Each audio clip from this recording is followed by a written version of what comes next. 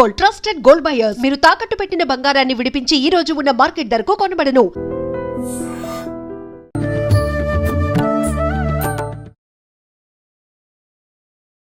నమస్కారం, welcome to iDream. ధర్మ మార్గం విత్ విజిత కార్యక్రమానికి స్వాగతం.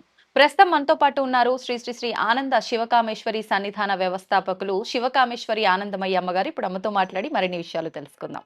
నమస్కారం అమ్మా. శ్రీమాత్రే నమః. శ్రీమాత్రే నమః.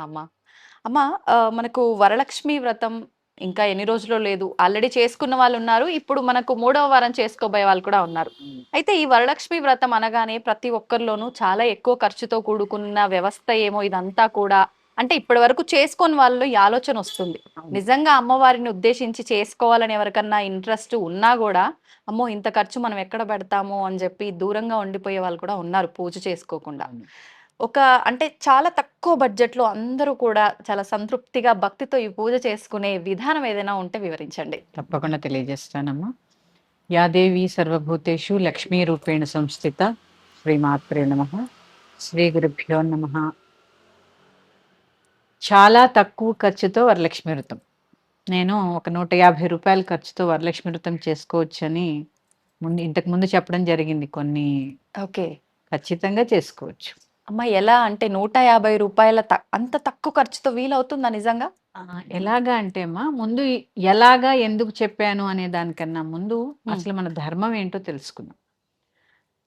ఇక్కడ చాలా చాలా చాలా మంది అసలు మన ధర్మాన్ని వదిలి పరధర్మం వైపు వెళ్ళిపోతున్నారు. ఇందులో మనం వాళ్ళని మన ధర్మంలోకి మళ్ళీ తిరిగి తెచ్చుకోవాల్సిన బాధ్యత మన అందరి భుజస్కంధాలపై ఉంది. అంతే.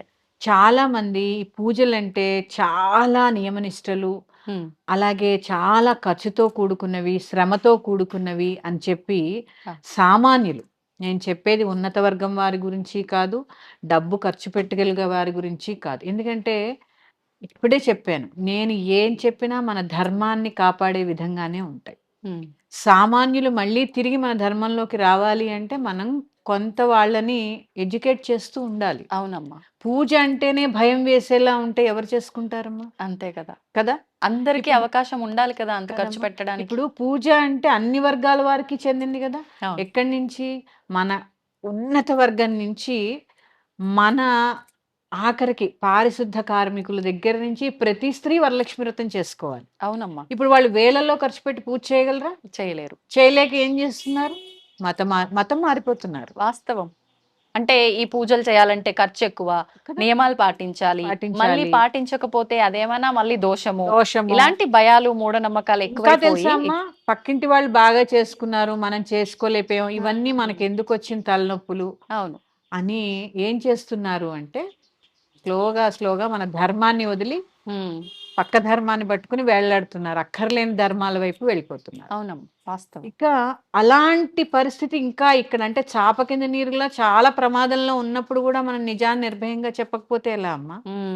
నేను చెప్పింది సామాన్యుల కోసం. డబ్బులున్న వాళ్ళు ఎన్నైనా ఖర్చు పెడతాను, ఏమైనా చేస్తారు, అంతే. ఇక 150 రూపాయల్లో పూజ చేయవచ్చా? ఖచ్చితంగా చేయవచ్చు. పూజకు కావాల్సిన సామాగ్రి ఏంటమ్మా?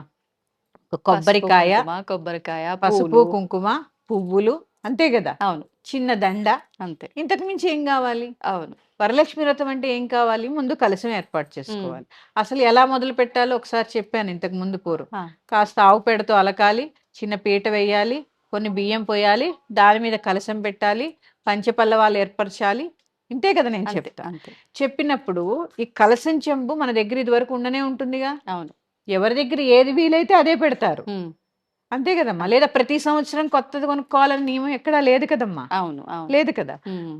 కలశం మీద కొబ్బరికాయ కొత్తది మాత్రమే కొత్తది అంతే, అదొక్కటే మార్చేది.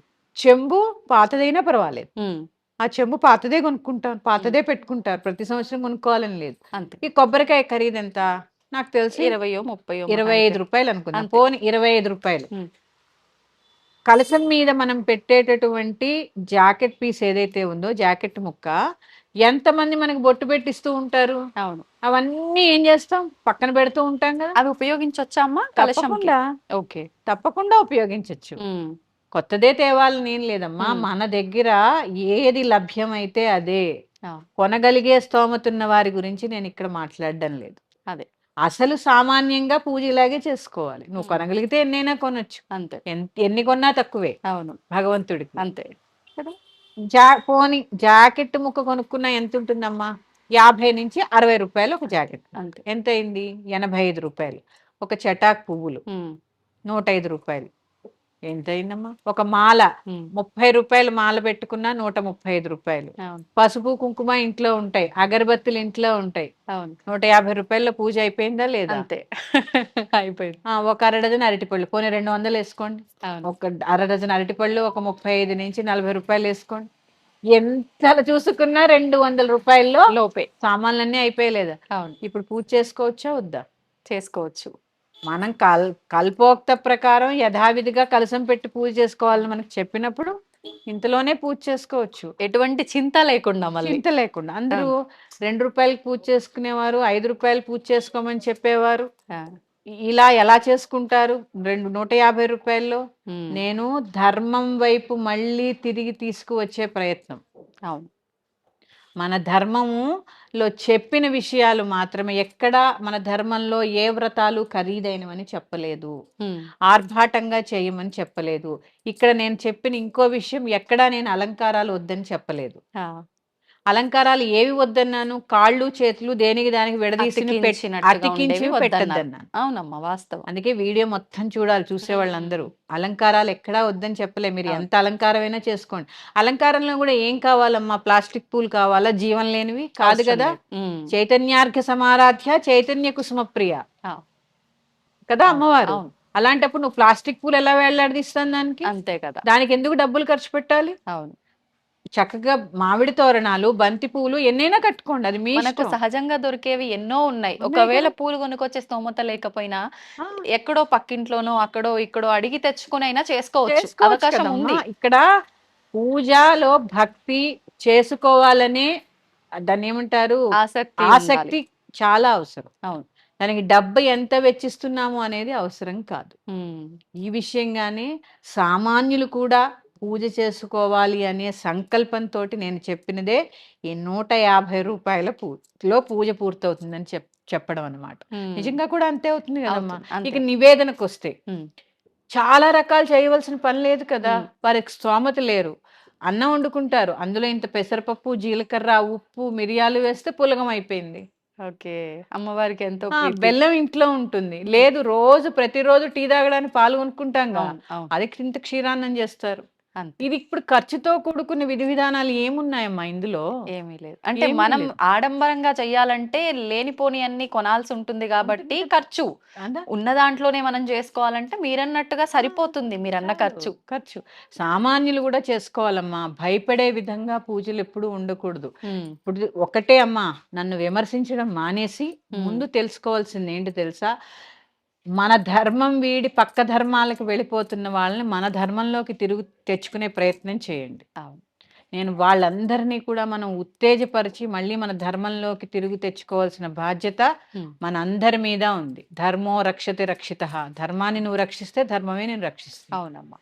ఎందుకంటే అమ్మా చూడండి, ఈవేళ హిందువుగా ఉన్నవారు, ఇది టాపిక్ కాకపోవచ్చు కానీ తెలుసుకోవాలి అందరూ. అవును, ఈవేళ మా హిందువుగా ఉన్నవారు రేపు హిందువుగా ఉన్నారని గ్యారంటీ ఇవ్వగలరా? లేదు.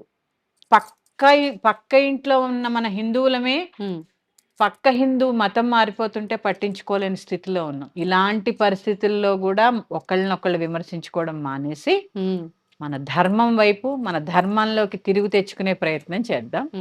శ్రీమాత్రే నమః. ధన్యవాదాలమ్మా. తవ్వుతూనే శివలింగం. సరే, దాన్ని అట్లా కప్పేసేయండి, చూపించదండి. Is there.